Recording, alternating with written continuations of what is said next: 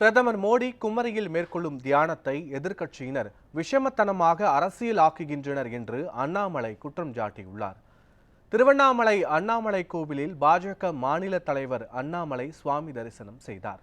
பின்னர் செய்தியாளர்களை சந்தித்த அவர், வெள்ளத்துறை நேற்று காலை பணியிட நீக்கம் செய்து அதனை இரவு ரத்து செய்தது அரசியல் காழ்ப்புணர்ச்சி என தெரிவித்துள்ளார். தொடர்ந்து பேசிய அவர், பிரதமர் சாதாரண மனிதராகத்தான் குமரியில் தியானம் மேற்கொள்கிறார் எனவும், ஆனால் அதனை எதிர்க்கட்சியினர் அரசியலாக்குகின்றனர் என்றும் அவர் கூறினார்.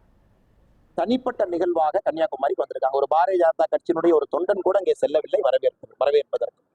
அதே நேரத்தில் அந்த மாவட்டத்தினுடைய ஆட்சியர் சொல்லியிருக்கிறாங்க, அந்த விவேகானந்தர் பாறை என்பது விவேகானந்தா கேந்திரா, அதனுடைய சொத்து. It's a private property. அதை மக்கள் நாம் எல்லோருமே பயன்படுத்திக் கொள்கின்றோம். அதற்கு அரசனுடைய அனுமதி, எலெக்ஷன் கமிஷனுடைய அனுமதி எங்கேயும் தேவையில்லை. அதுவும் நேற்று பாத்தீங்க, பிரதமர் ஒரு பக்கம் அமைதியா தியானம் பண்ணிட்டு இருக்காங்க, இன்னொரு பக்கம் மக்கள் விவேகானந்தர் பாறைக்கு போறாங்க, யாரும் தடுக்க கூட இல்லை. அதையெல்லாம் கருத்தில் கொண்டுதான் பிரதமருடைய செக்யூரிட்டி டீம் என்ன இருக்கிறாங்களோ, மக்களுக்கு எந்த இடைஞ்சலும் கொடுக்காம போட்டும் போகுது, மக்களும் போறாங்க. அதனால் எதிர்க்கட்சி நண்பர்கள் விஷமத்தனமாக எதையெல்லாம் அரசியல் செய்வது என்று தெரியாமல் செய்து கொண்டிருக்கின்றார்.